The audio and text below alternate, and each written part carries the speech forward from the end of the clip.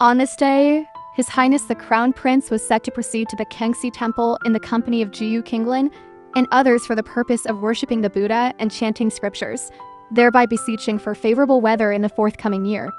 She had scarcely obtained a day of respite and had intended to venture out for a stroll. Scarcely had Sheng Jiaoyu completed changing her attire when a servant of the household hastened to the exterior of her courtyard, gasping for breath as he delivered the message. "Second young master, the carriage of His Highness the Crown Prince has been awaiting outside the mansion for quite some time." Sheng Jiaoyu was taken aback. "The Crown Prince?" The servant regained his breath and said, "His Highness is on the verge of setting out for the Kangxi Temple and must not be tardy. Pray, hasten and board the carriage." Sheng Jiaoyu's countenance turned slightly pallid.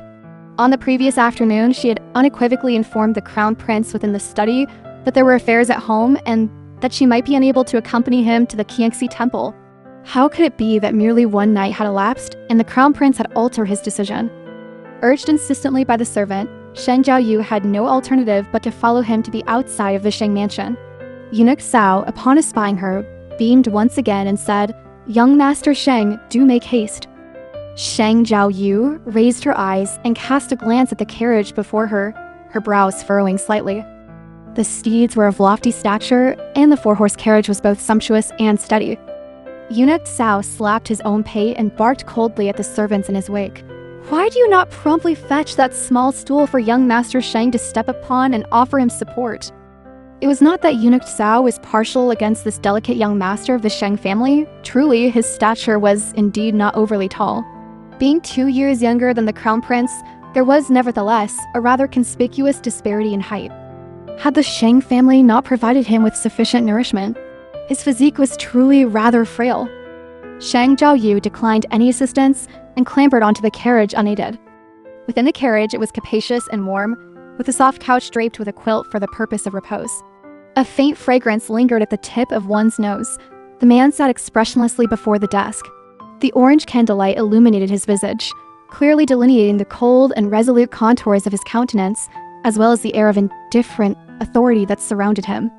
His fingers idly toyed with the Buddhist beads in his hand, and he lifted his eyes to glance indifferently over him, saying, "Sit." Sheng Jiaoyu seated herself at a position some distance from him, her eyes and brows lowered. On this day, he was attired in a moon-white Hanzhou silk long shirt. The young man possessed a slender frame and a well-proportioned figure, yet he was simply overly fair.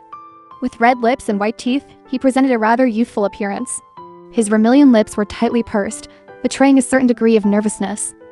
Wei Jing surveyed this comely countenance and was involuntarily drawn to his delicate and pale neck. There seemed to be a faint sweet fragrance there, reminiscent of the stickiness that follows the consumption of copious amounts of sugar. Wei Jing had surreptitiously conducted a detailed investigation regarding the individual dispatched by the Sheng family to his side. Truly, it was a rarity that this young man had an affinity for sweet edibles. Wei Jing's gaze gradually shifted, and he observed him covertly inching his hand closer to the direction of the stove.